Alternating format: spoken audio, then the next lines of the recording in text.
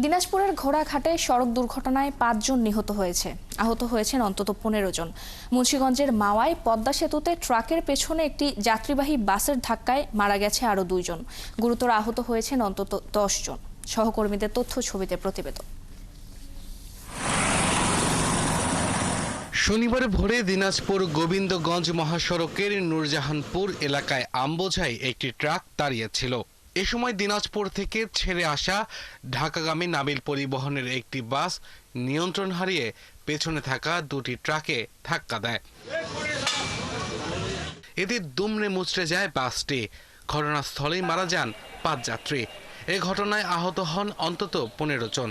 তাদের উদ্ধার করে ঘোড়াঘাট উপজেলা স্বাস্থ্য কমপ্লেক্স ও রংপুর মেডিকেল কলেজ হাসপাতালে ভর্তি করা হয়েছে। আমাদের শ্রমিকদের উদ্ধার কাজে ব্যস্ত থাকে, স্থায়ী লোকজনও আছে। তারপরে পদ্মগড় থেকে নাবিল গাড়ি আসে, নিয়ন্ত্রণ হারে ওই বাসের পিছনে লাগে। অনেক জোরে স্পিডে নাবিল বাস ঢাকামুখী যাচ্ছিল। ওই সময় এই পিকআপের সাথে ধাক্কা লেগে ওই নিয়ন্ত্রণ হারায় এবং সামনে একটা বালুর ট্রাক দাঁড়ানো ছিল, ওই ট্রাকের পিছনে গিয়ে ধাক্কা লাগে। এলাকাবাসীর অভিযোগ, হাইওয়ে নির্মাণ করা হলেও রাস্তার পাশে ট্রাক দাঁড়ানোর কোনো নির্ধারিত পয়েন্ট রাখা হয়নি, যে কারণে প্রায় এমন দুর্ঘটনা দেখা যায়। খুব ভয়াবহ দৃশ্য দেখলাম আর কি, এটা খুব খারাপ। স্থানীয় প্রশাসন যে আছে ওনারা এই অ্যাক্সিডেন্টের গাড়িগুলো দ্রুত অপসারণ করছে, মানে রাস্তাটা ক্লিয়ার করছে। পুলিশ বলছে ঘটনার তদন্ত করে দোষীদের আইনের আওতায় আনা হবে। 7 জন আমরা গুরুতর আহত অবস্থায় রংপুর মেডিকেলে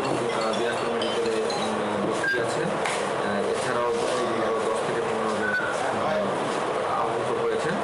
বর্তমানে এই লাশগুলোর যে পরিচয় সেগুলো শনাক্তকরণের কার্যক্রম চলছে। এদিকে পদ্মা সেতুর ২ নম্বর পিলারের কাছে ট্রাকের পেছনে একটি যাত্রীবাহী বাসের ধাক্কায় ২ জন নিহত হয়েছে। গুরুতর আহত হয়েছেন অন্তত ১০ জন। আব্দুল্লাহ মামুন, ৭১।